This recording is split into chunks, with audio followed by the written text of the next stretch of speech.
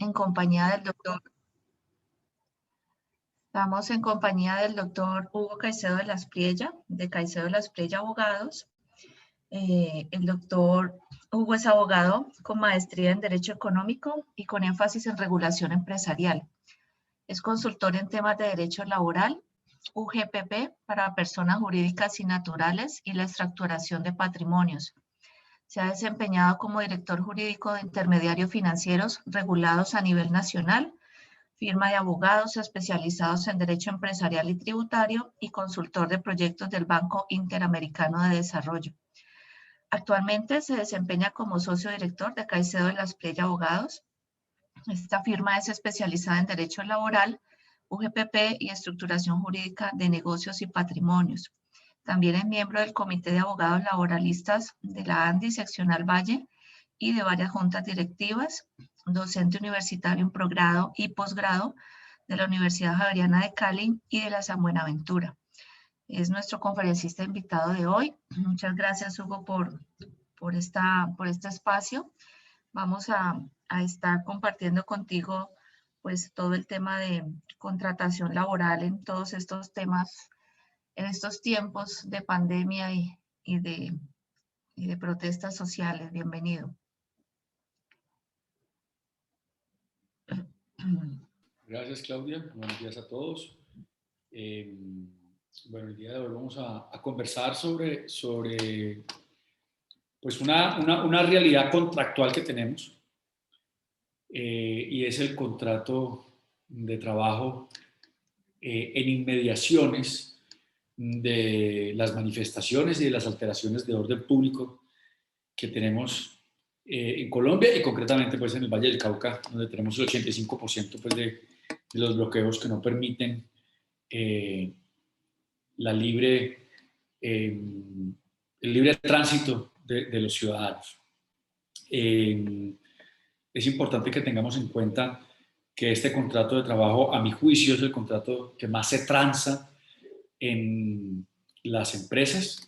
Es un contrato que todos los días está en desarrollo, en modificación por las circunstancias en las que estamos en este momento, y que de ese contrato de trabajo depende, desde una visión, digamos que la columna vertebral de las empresas, de la actividad productiva, porque mediante este contrato de trabajo, pues se alinean los intereses del empleador, es decir, del empresario, con el trabajador, y en este contrato se enmarca la regulación mediante la cual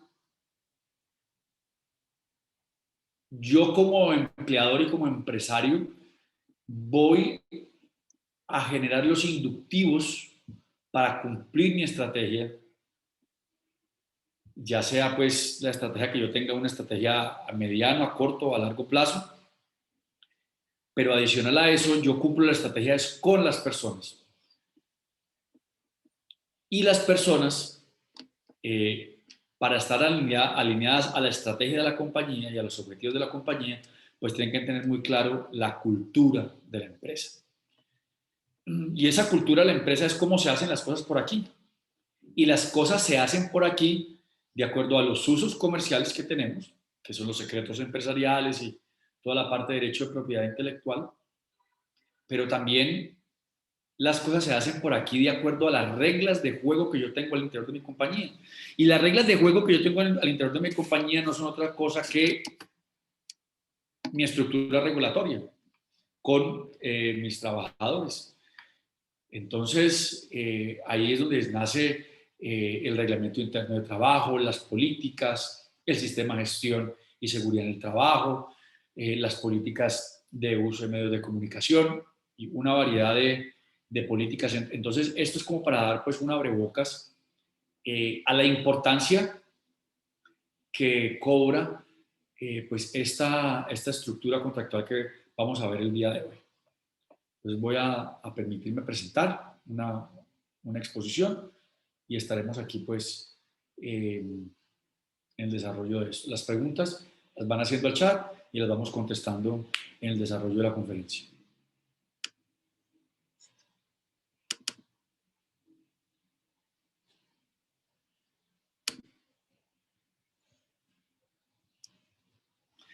Entonces, el día de hoy vamos a abordar unos temas importantes, un poco ambicioso el orden del día, pero digamos que si somos organizados lo podemos concretar.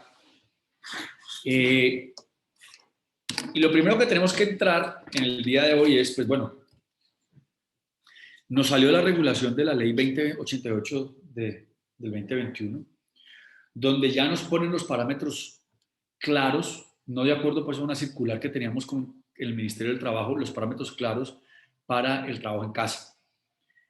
Entonces, pues ver las particularidades y ver las incidencias o las diferencias que tiene con el teletrabajo. Segundo, pues estamos usando nuevamente las vacaciones. Esto es una receta muy similar a la receta de la pandemia, una receta muy similar. La diferencia aquí es que, como lo vamos a ver en la suspensión del contrato de trabajo o en la terminación de los contratos de trabajo, la fuerza mayor no es un hecho o un acto del gobierno, como era el aislamiento social preventivo. Aquí la fuerza mayor la debo construir al interior de mi compañía. Entonces vamos a ver eso. Las licencias remuneradas compensatorias, es algo pues bien importante que tengamos en cuenta esto. La modificación del contrato de trabajo por variación de los temas económicos de la compañía. La suspensión contractual, donde ya nos hemos enfrentado pues a las posiciones del Ministerio de Trabajo, que creó una comisión, un área para aprobar o desaprobar o validar esa fuerza mayor. Entonces, recordemos que ellos no estaban aceptando en inmediaciones de la pandemia como tal, el COVID-19 no lo aceptaban como una fuerza mayor o un caso fortuito. Aquí, pues, digamos que lo hemos tenido, entonces es importante que lo construyamos. Y la terminación del contrato de trabajo, pues, frente a este elemento y por otro lado, pues los despidos colectivos.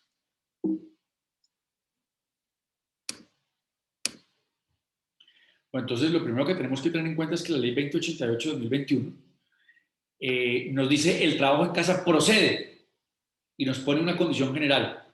Cuando existan circunstancias ocasionales, excepcionales o especiales que impiden que el trabajador pueda desarrollar su actividad en su lugar de trabajo. Entonces, digamos que de acuerdo a los bloqueos, pues hay trabajadores que no pueden ir a su casa. Aquí es bien importante que nosotros dividamos en las áreas de la compañía. Entonces, por lo general, pues tenemos un área de back office, un área administrativa, tenemos un área comercial y tenemos un área de logística y de producción. Entonces, el área de logística y de producción es donde las personas, los trabajadores, si no pueden llegar a su lugar de trabajo, pues no pueden prestar el servicio. Pero en las áreas comerciales y en las áreas administrativas, ellos sí pueden trabajar en casa o pueden trabajar desde su casa. Entonces, para estas personas que pueden trabajar en casa, la ley establece que ellos pueden desempeñar desde su casa de manera transitoria sus actividades laborales por fuera del sitio donde habitualmente la realizan. Entonces, aquí debemos tener algo en cuenta que no contempló la ley y qué es lo que está pasando en este momento con las ARLs. Entonces, lo que está pasando con la ARL es que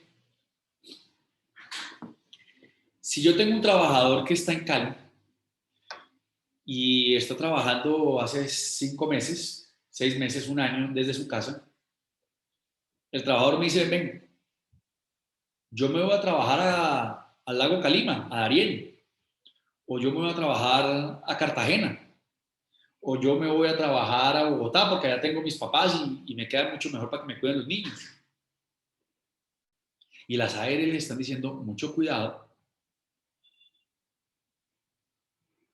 que el seguro del riesgo laboral es para un trabajador contratado para que preste los servicios en una ciudad. Entonces, mucho cuidado con esos permisos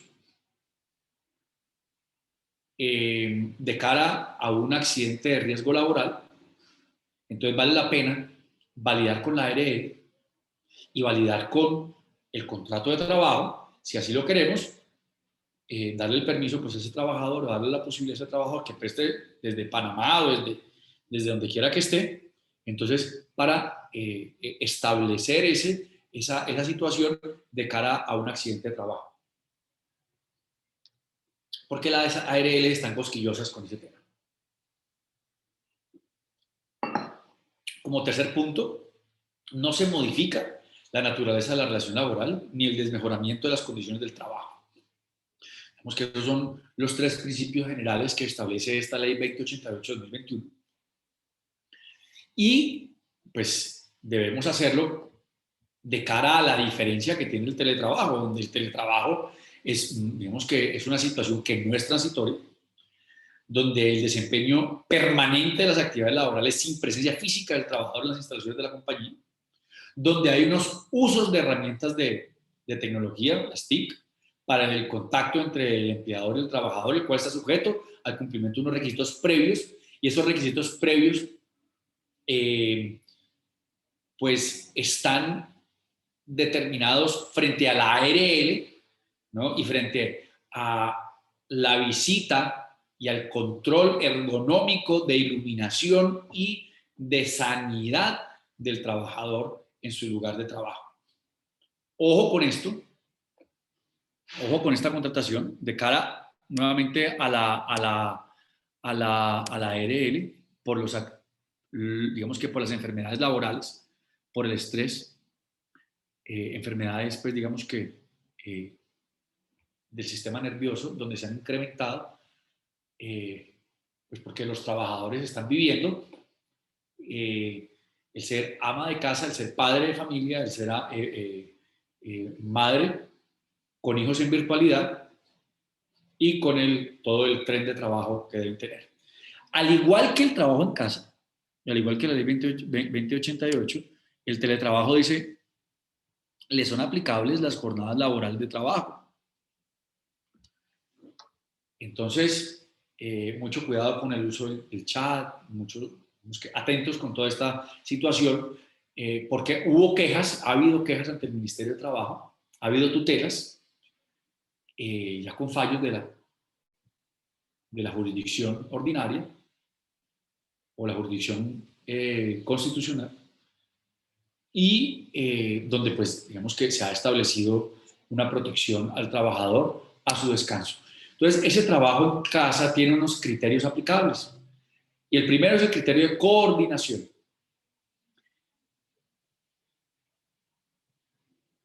Si yo voy a utilizar esta modalidad, ¿cómo voy a coordinar el desempeño de las actividades por parte de mi trabajador?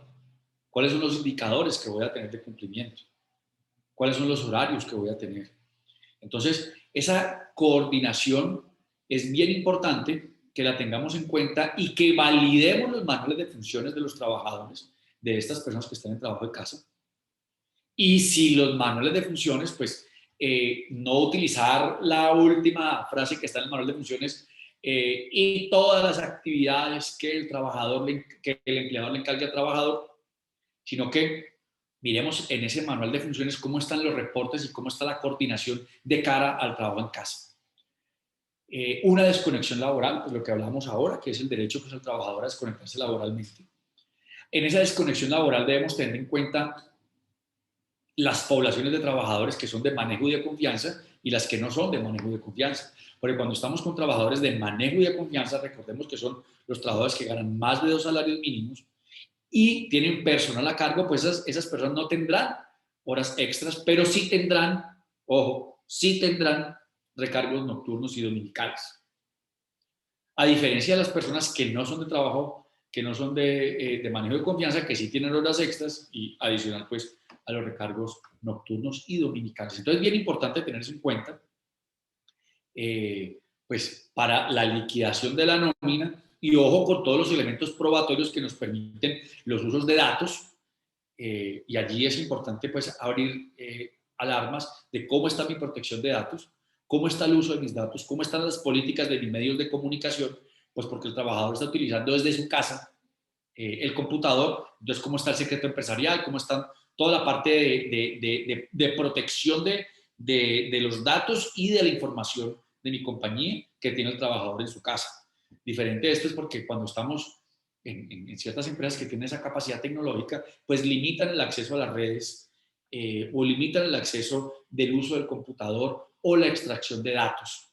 Aquí es diferente porque el trabajador está en casa y está pues en un ambiente donde está conectado a una red de Internet, que en muchos casos es una red de Internet propia del trabajador y al cual yo le estoy migrando el subsidio de transporte a un subsidio de conexión, a un subsidio de Internet.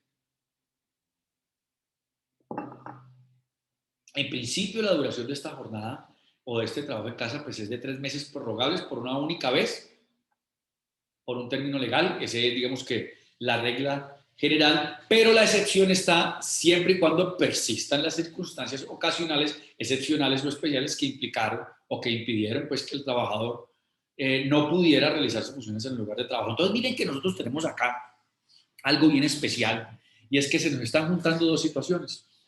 Nosotros todavía tenemos, con la prórroga que hizo el decreto del ministro de Salud, donde se prorrogó nuevamente la emergencia social, económica y sanitaria, pues entonces, si el trabajo en casa lo tenemos por aislamiento social preventivo, lo tendré pues hasta que persistan las circunstancias. Pero si el trabajador ya se me vacunó, entonces en principio ya desaparecería esto. Por lo tanto, ya llevo más de 6 meses.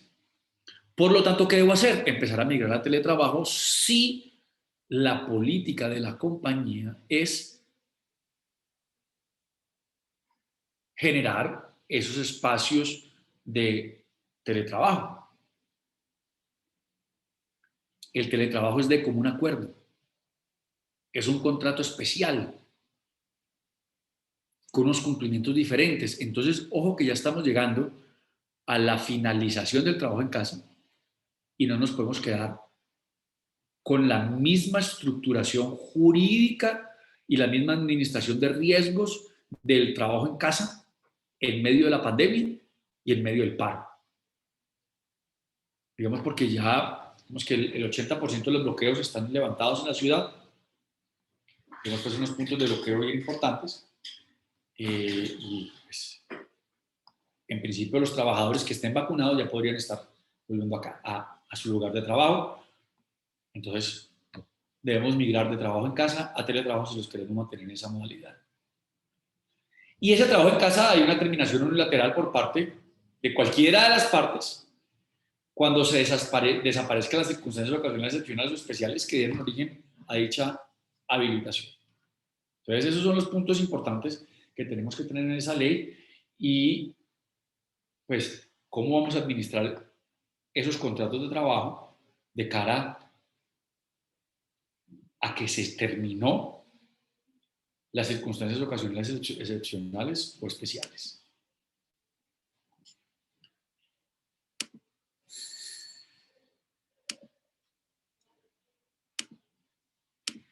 Las vacaciones, un descanso remunerado, un descanso que es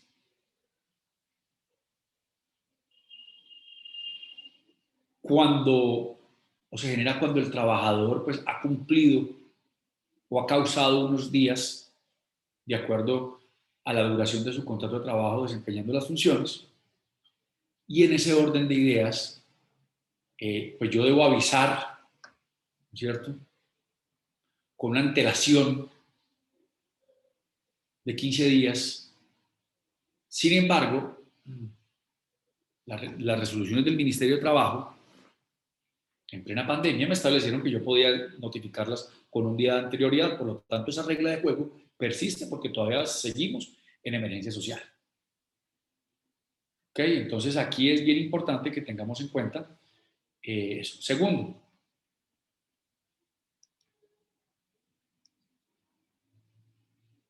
las vacaciones anticipadas. Entonces en las vacaciones anticipadas yo debo tener en cuenta lo que me dice una sentencia por allá de 1966, en el cual dice que las vacaciones anticipadas no se pueden cruzar con la liquidación del trabajador, es decir, que no se pueden cruzar ni con salario, ni con prestaciones sociales, tales como cesantías, intereses de las cesantías y primas de servicio.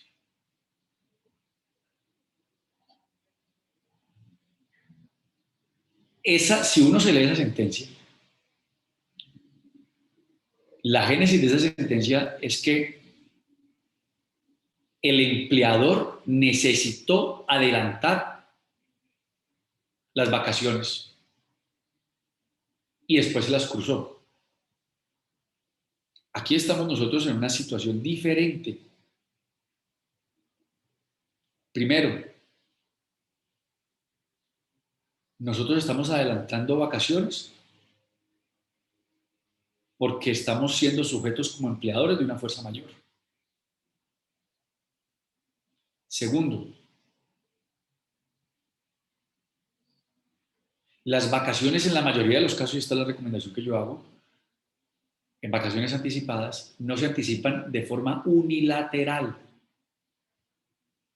se anticipan de común acuerdo. Y tercero, en ese común acuerdo, yo puedo establecer en qué casos puedo cruzar las vacaciones. No los cruzamos ni con salario, ni con cesantías, ni con intereses de las cesantías, pero la prima de servicios es diferente. No estoy diciendo que lo hagan, no estoy diciendo que los jueces ya se han pronunciado al respecto, pero sí estoy dejando sobre la mesa que lo hagan de común acuerdo. Segundo, en ese común acuerdo se autoriza el descuento. Y tercero, la realidad jurídica, económica y social en la que vivimos en este momento es diferente si se llegara a necesitar una situación al respecto.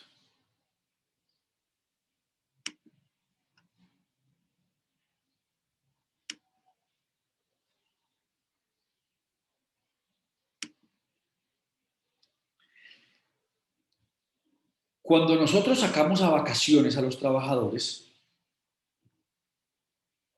en la pila, y nosotros somos, pues, digamos que, subespecializados en temas de fiscalización de la UIPP, o hiperespecializados, nos hemos encontrado que las parametrizaciones de nómina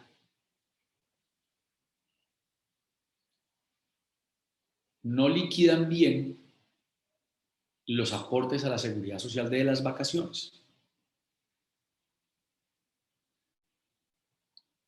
Porque una cosa es el IBL, el ingreso base de liquidación, y otra cosa es el IBC, el ingreso base de cotización.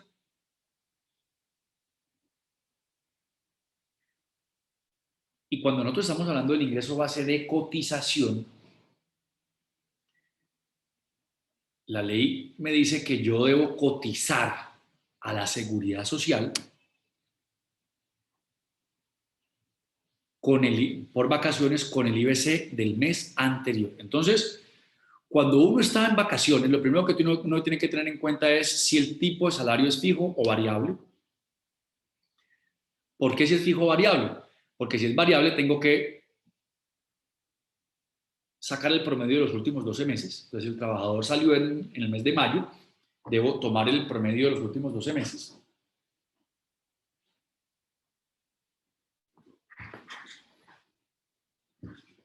La política contable es, si en la política contable yo debo establecer si las vacaciones se pagan al momento de salir a disfrutar las vacaciones, lo pago con la nómina, con la próxima nómina todas las vacaciones, o lo pago los días, 10 días en el mes de mayo con la nómina del mes de mayo de abril, y 10 días con la y 5 días con la nómina del mes de junio, en este caso. Entonces yo tengo que tener claro mi política contable y cómo la estoy pagando. Entonces miremos el IBC. Aquí nosotros vamos a tener dos IBCs. El IBC de Seguridad Social y el IBC de Parafiscales.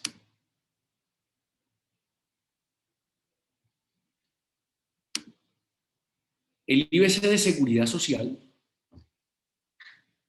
es pensión, salud y ARL. Entonces, todos los pagos salariales, más todos los pagos no salariales que excedan el 40% total de la remunerado, más el cálculo de novedades del periodo. Y el IBC de Parafiscales son todos los pagos salariales, más el total de pago por vacaciones. Entonces, me voy a permitir mostrar un ejemplo, voy a dejar de compartir y voy a mostrar un ejemplo en un cuadro de Excel.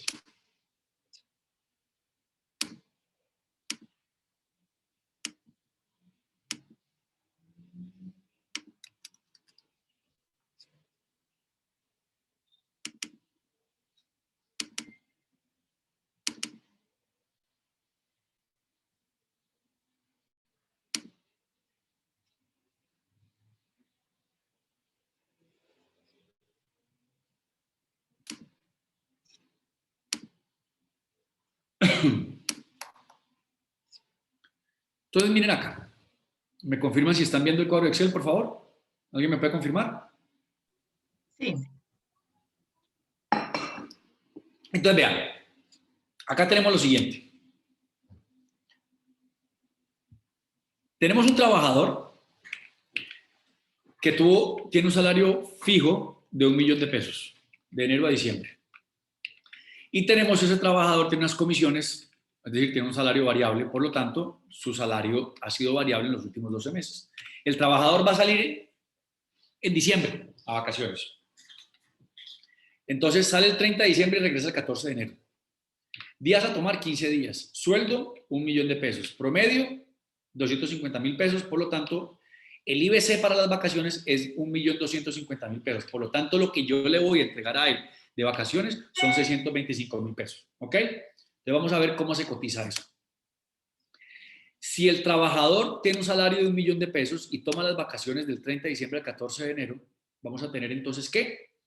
2 meses. Los días tomados son un día en diciembre y 14 días en enero. Por lo tanto, el IBC de septiembre, de octubre y de noviembre, yo lo tengo que tener en cuenta. Y miren el IBC de noviembre, es decir, que él tuvo una remuneración de 1.200.000 pesos y por eso fue lo que yo coticé a Seguridad Social en el mes de noviembre. Por lo tanto, estamos diciendo, vamos a tomar la base de liquidación del mes anterior al inicio de las vacaciones. Entonces, cuando yo voy a cotizar a Seguridad Social, tengo 29 días que él trabajó y un día de vacación, ¿cierto? En mi política contable, yo tengo que los 625,000 pesos se los voy a pagar a él. ¿Cuándo? Cuando sale a vacaciones. Es decir, yo los pago a él el 29 de enero o el 30 de diciembre. ¿Listo? Entonces, el IBC de Seguridad Social para salud y para pensión es el mismo. ¿Ok? Pero el IBC de vacaciones es diferente. Yo tomo los 625,000 pesos, ¿no es cierto?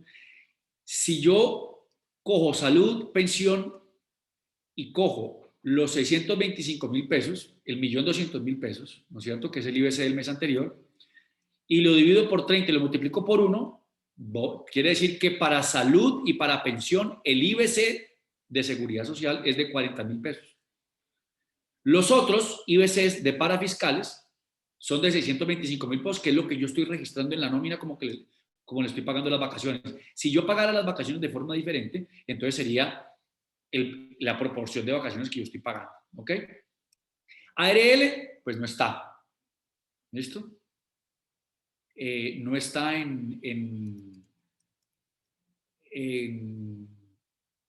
pues no se paga ARL sobre ese día. Por lo tanto, el IBC es la suma de estos para pensión y para salud y la suma de estos para salud. Ahora en enero del 2021, él toma de vacaciones 14 días y trabaja 16 días, suponiendo que sobre esos 16 días él no tuvo un salario variable, sino que fue su salario fijo.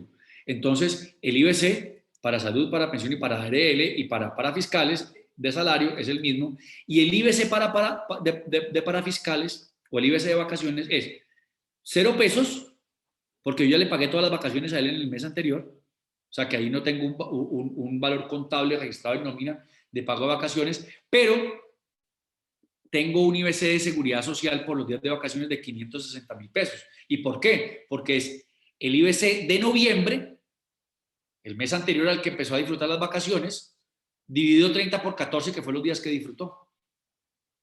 En ARL, sobre esos días no pago nada, en caja de compensación no pago nada, a menos de que yo hubiera pagado las vacaciones en los 2 meses, pero en este ejemplo lo pagamos acá, y este es entonces la suma de mis IBCs.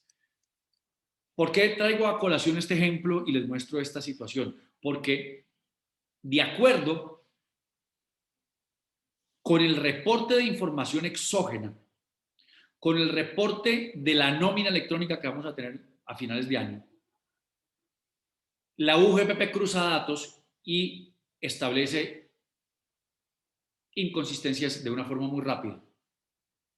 Por lo tanto, esas son alarmas y son alertas que se le prenden a la UGPP, y por esto me inician a mí un proceso de fiscalización. Entonces es bien importante yo validar mi parametrización de nómina y validar que esté pagando bien la seguridad social de vacaciones.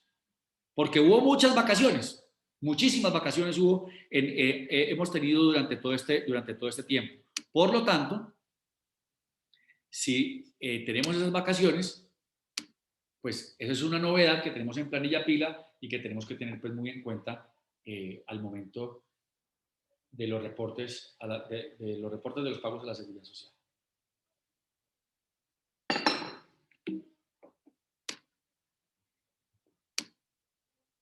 Ahora, las licencias remuneradas y no remuneradas.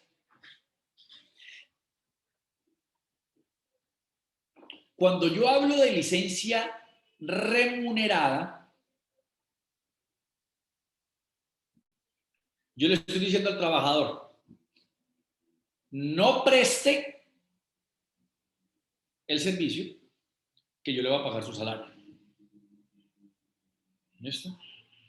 Cuando yo hablo de licencias no remuneradas,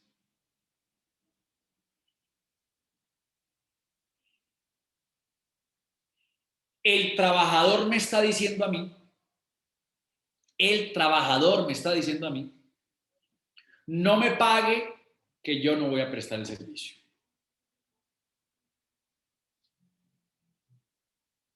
En nómina y en seguridad social tienen dos efectos completamente diferentes. En la licencia remunerada, los aportes a la seguridad social siguen igual. En la licencia no remunerada, el aporte a la seguridad social no se hace sobre esos días y se pone una novedad de SNL.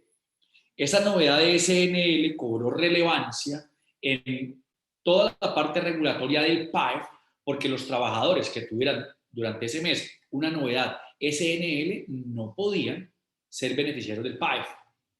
Primero. Segundo, el PAEF va hasta diciembre. Tercero, en unas presentaciones de sensibilización el Ministerio de Trabajo está diciendo, nosotros vamos a pagar el PAEF solo para empresas que tengan hasta 50 trabajadores. Por lo tanto, el PAEF para las empresas o empleadores que tengan más de 50 trabajadores van a quedar exclusivas. Tercero, los gremios estamos haciendo lobby y estamos mostrándole al gobierno nacional que las grandes empresas en inmediaciones del paro nacional en el Valle del Cauca requieren el PAEF. Y esa es una labor que está haciendo la ANDI, que está haciendo FENALCO, que está haciendo la Cámara de Comercio e Infraestructura, que está haciendo el Comité Intergremial y que están haciendo los diferentes gremios empresariales al Ministerio de Hacienda diciéndole, nuevo ministro, nosotros tenemos una situación especial en el Valle del Cauca. Entonces, si las empresas que están aquí pertenecen a los gremios, es importante que visualicen esa conversación al interior de las juntas directivas o en las asambleas o en las plenarias que tienen con sus gremios para que las cabezas de esos gremios o los coordinadores del gremio pues lleven esas solicitudes al comité intergremial si hacen parte o si no, pues a través de los congresistas que tenemos aquí en el Valle del Cauca o directamente pues hacia el ministerio. Entonces, las licencias remuneradas que establece el Código Sustantivo del Trabajo son la licencia de maternidad, la licencia de paternidad, la licencia por calamidad doméstica y la licencia por luto. ¡Ojo! Y me crearon una nueva.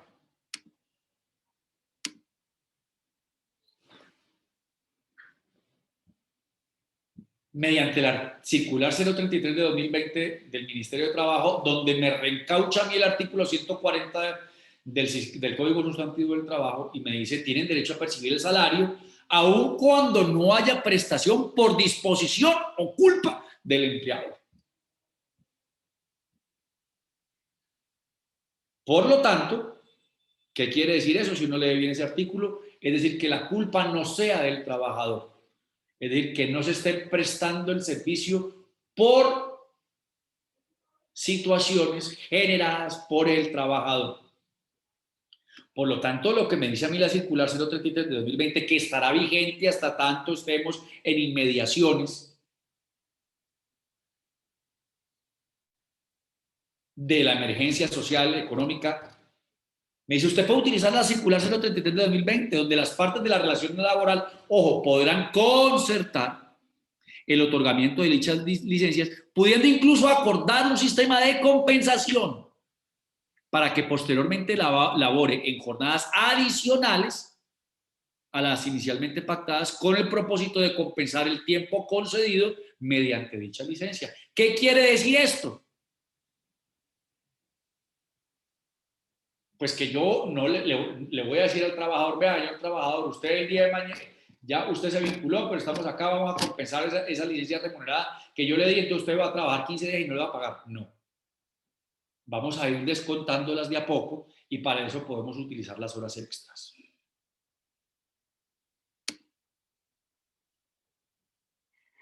Entonces, en cuanto a la licencia no remunerada, no es recomendable que 60 trabajadores vayan a pedir una licencia remunerada el mismo día o el mismo día. ¿Por qué? Porque habrá que estoy coaccionando a los trabajadores. Por lo tanto, esa licencia no remunerada pues no está siendo libre y espontánea por parte del trabajador. Entonces es bien importante que tengamos en cuenta eso.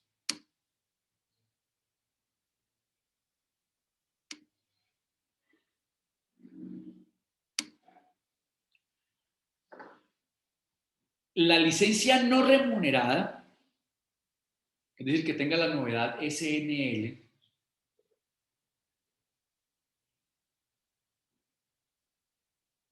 dice, el empleador deberá seguir haciendo los aportes a los sistemas de salud y de pensión, no se efectuaron aportes a la ARL.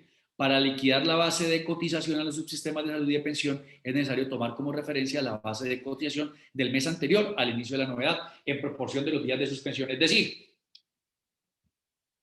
es una novedad que se liquida la seguridad social con las mismas reglas de las vacaciones, que fue el ejemplo que vimos de forma anterior.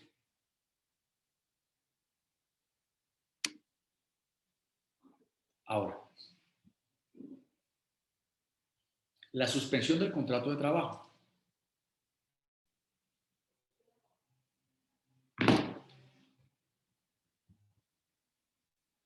Esa suspensión del contrato de trabajo es unilateral. Y de acuerdo al artículo 51 del Código Sustantivo del Trabajo, me dice a mí aquí,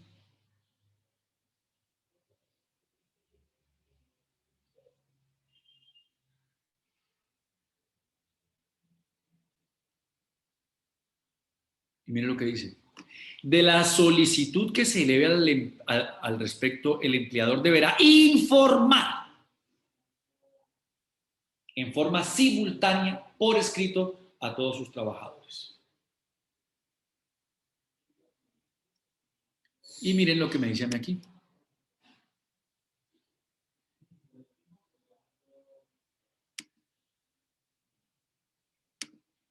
El artículo 67, numeral segundo de la Ley 50 de 1999.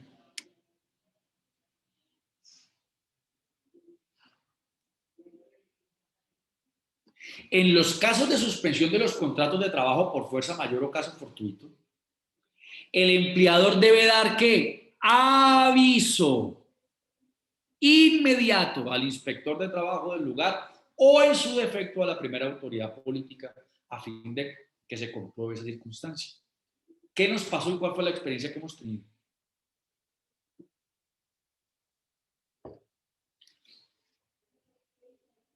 Recuerden que en inmediaciones de la pandemia, los decretos que establecían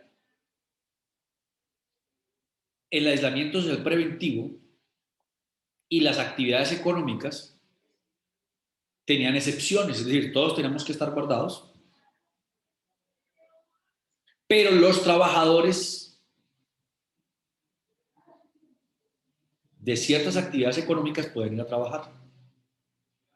Por lo tanto, ¿allí qué hay? Allí no hay ¿qué? Una fuerza mayor. ¿Por qué? Porque usted puede ir a trabajar. Segundo, si la actividad económica en la cual yo estaba inmerso como empleador y como empresario no estaba exceptuada, mis trabajadores no podían salir a la calle, por lo tanto, no se estaba cumpliendo o no se podía ir a cumplir su jornada laboral los trabajadores con ocasión a un acto administrativo de un funcionario público como es un decreto reglamentario.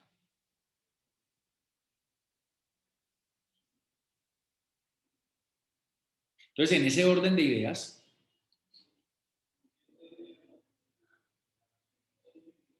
se le notificaba al ministerio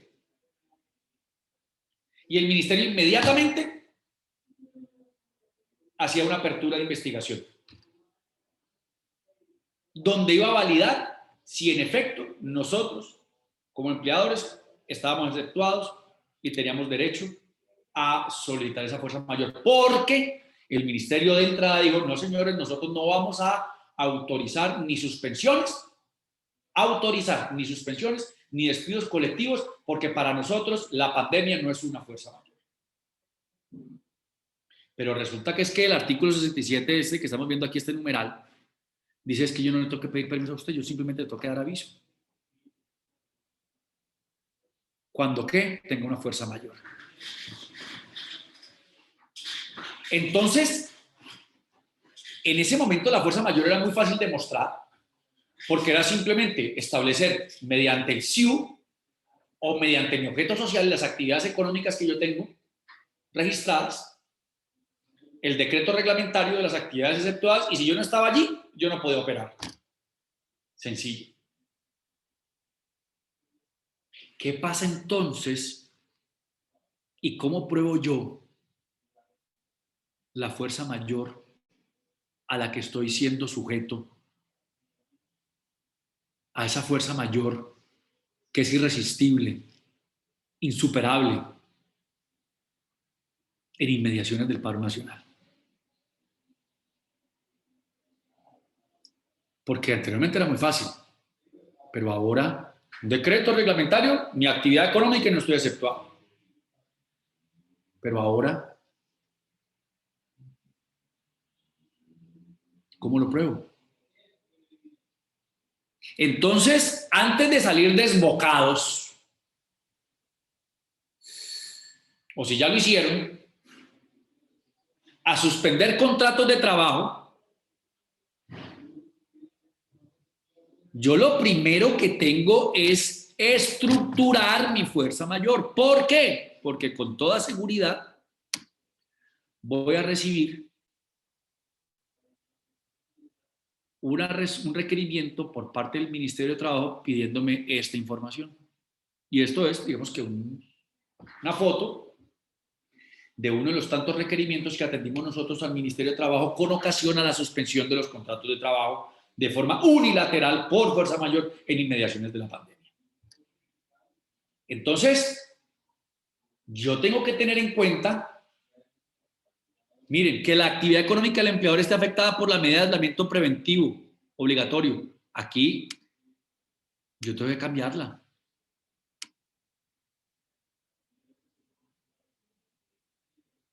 No es que mi actividad esté económica por la medida de aislamiento preventivo, no, es que mi actividad esté económica, está afectada por el paro nacional.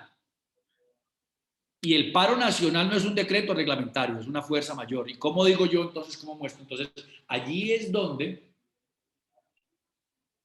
las áreas de riesgo, la revisoría fiscal, el departamento administrativo, el departamento financiero, deben empezar a dejar constancias y a documentar para que la gerencia general, y si es el caso, la junta directiva, conozca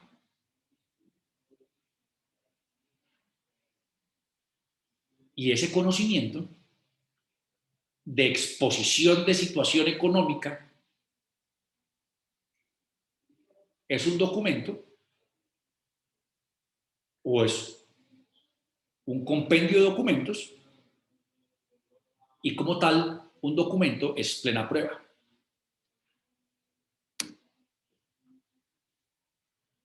Entonces, eso es lo que yo tengo que hacer. Tengo que construir mi fuerza mayor.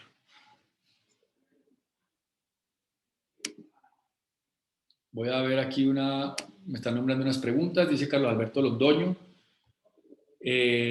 ¿Con cuánto tiempo el aviso en vacaciones anticipadas por fuerza mayor? Si estamos en inmediaciones de la pandemia, Carlos, con un día de anticipación. Porque usted está en inmediaciones de pandemia. Usted está en inmediaciones del decreto de fuerza, del decreto el decreto que establece la emergencia social económica. Por lo tanto, usted está cubierto en ese momento y usted puede utilizar ese término. Entonces, en este caso sería un día.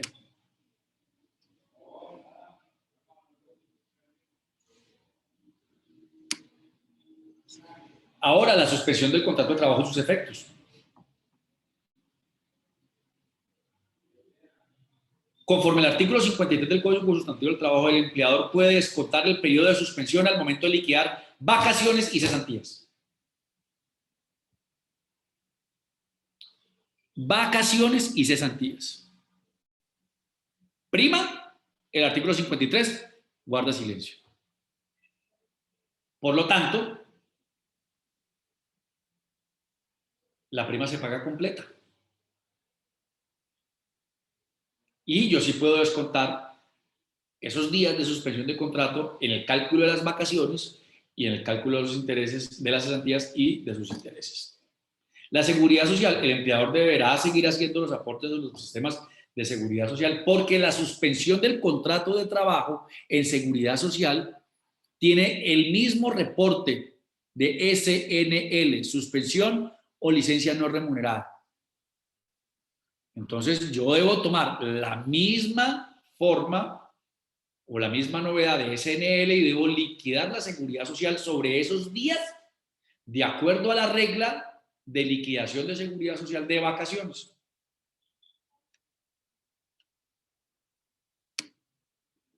Entonces tenemos aquí en caso pues unos ejemplos de María Antonieta se le debe pagar la prima de servicios de junio. Durante los meses de enero, febrero, marzo, abril percibió un salario de 2 millones de pesos y durante los meses de mayo y junio no recibió salario porque su contrato de trabajo se encontraba suspendido. Salario por días laborados en el semestre sobre 360 días. ¿Por qué? Porque el artículo 53 del Código Sustantivo del Trabajo me dice, usted no le toca los días, son 180 días, así haya estado suspendido el contrato de trabajo. Lo mismo acá. Entonces es importante que tengamos. ¿Dónde sí, digamos que podemos empezar a descontar valores sobre periodos suspendidos? Es al momento de pagar las vacaciones o al momento en el que se computan los días que tiene para vacaciones por un lado y por otro lado al momento en el cual yo pago las cesantías o liquido las cesantías y los intereses de las cesantías.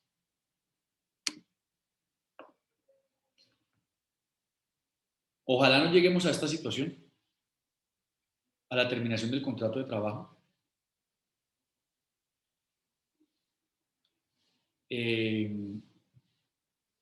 Y yo debo tener, así como tengo las pólizas de seguro y las coberturas por hechos de terceros, vandalismos y terrorismo, las debo tener en mi escritorio en este momento validándolas y las exclusiones.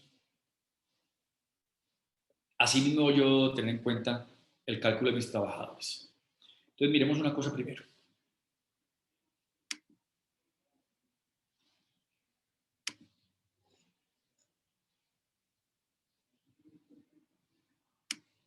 Terminación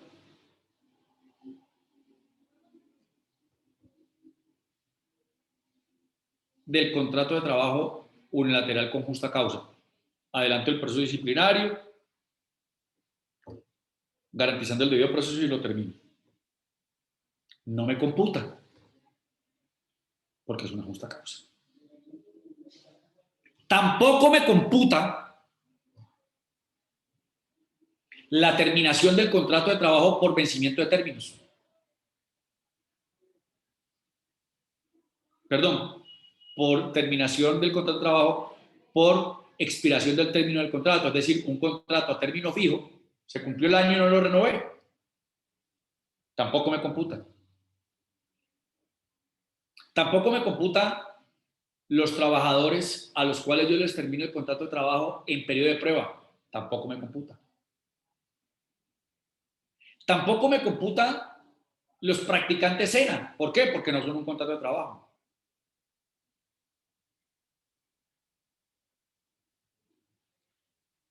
Tampoco me computa cuando yo termino el contrato de trabajo por mutuo acuerdo mediante un contrato de transacción. Y se preguntan, ¿y por qué el trabajador va a terminar el contrato de trabajo de mutuo acuerdo si va a perder el derecho a la indemnización? Ah, no, es que la indemnización yo se la voy a dar a él, pero no como indemnización, pues porque no puedo ser indemnizado cuando estoy terminando el contrato de trabajo de mutuo acuerdo, sino que eso se llama una bonificación por retiro. Ah, una bonificación por retiro. Entonces, ¿yo cómo lo registro? Le registro en la nómina y en la contabilidad su pago de salario proporcional, el pago de sus prestaciones proporcionales. ¿Y ese valor cómo lo registro? Ah, no, porque es que si yo lo registro en una cuenta contable que se llame bonificación por retiro, me va a hacer base para la seguridad social. Pues claro, entonces mucho cuidado con eso. Porque la indemnización no hace base para calcular lo que exceda el 40% total de la remuneración, pero sí hace base para calcular el total, el 40% del total de la remuneración de una bonificación. Entonces, mucho cuidado con eso. Y acá, recordemos, pues no voy a empezar aquí a mirar, pero aquí yo sí quisiera ver que tuviéramos aquí en cuenta que estos 6 meses son movibles.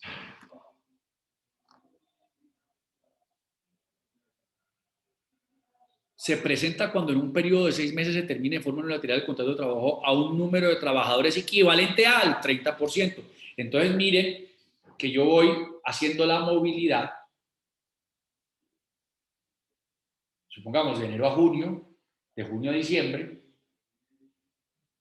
o yo puedo hacer la movilidad de mayo a noviembre y ahora en junio a diciembre. Entonces, ese porcentaje es de acuerdo a la movilidad, de acuerdo a mi planta de trabajadores. Entonces, ojo, que esa movilidad, si yo voy despidiendo trabajadores, entonces se me va disminuyendo, ¿qué?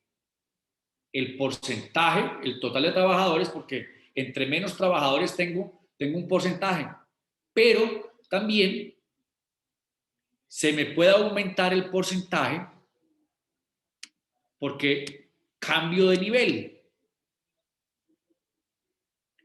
Si yo tenía 550 trabajadores y despedí durante 6 meses y quedé con 450, entonces ya a mí el cálculo ya no es sobre el 7%, sino que es sobre el 9%. ¿Sobre qué? Sobre los últimos 6 meses. Entonces yo debo tener en cuenta ese cálculo movible, y si yo sigo en la misma clasificación, entonces a medida que yo voy disminuyendo los trabajadores y sigo en la misma clasificación del 7%, pues el porcentaje de trabajadores que me resulta se me va disminuyendo. Entonces, ojo con esa movilidad. Y por otro lado, si yo cambio de categoría por el número de trabajadores, entonces se me amplía el porcentaje, en este caso, que sería de 7 al 9%, y sobre un periodo de 6 meses. Entonces, pues digamos que esos eran los temas que teníamos para la charla del día de hoy.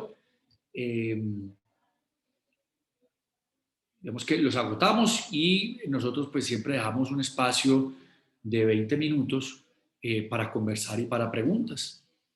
Entonces, pues quedamos atentos de sus preguntas, de sus inquietudes, para poder generar alguna conversación que quieren. Entonces, Claudia, dejo abierto el auditorio para preguntas.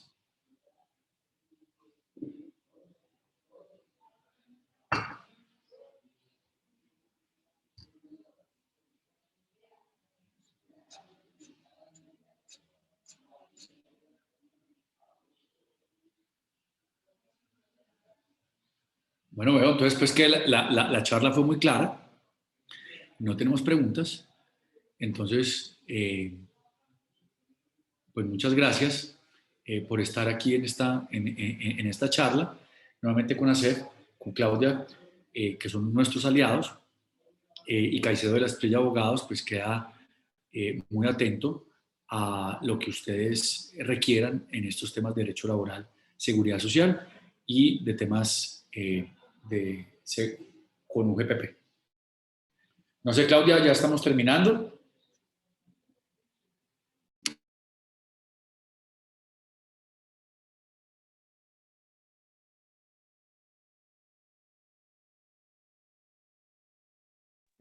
Doctor Hugo, muchísimas gracias por participar el día de hoy. Muchas gracias al auditorio. Esperamos que haya sido de todo su interés esta charla. Tenemos unas preguntas que a mí me encanta la parte de las preguntas, porque es donde realmente se hace la charla. Manuel, hola Manuel, ¿cómo estás? Bueno, muy gracias, todo muy bien. Nos envían las memorias de las charlas. Hola, sí tengo una pregunta, Julieta Lindo. ¿Qué pregunta tienes?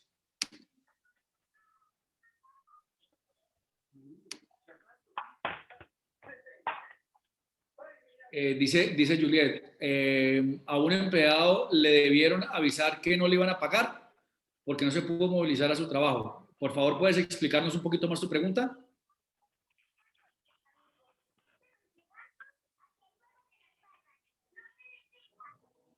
Hola Juliet, mira, de acuerdo a lo que a lo que yo veo aquí es que si el trabajador no se presentó a su lugar de trabajo y no se presentó a su lugar de trabajo no porque él no quiso, sino porque él no se pudo presentar por los bloqueos, ustedes deben utilizar la licencia remunerada compensable para que ustedes no vayan a perder ese recurso.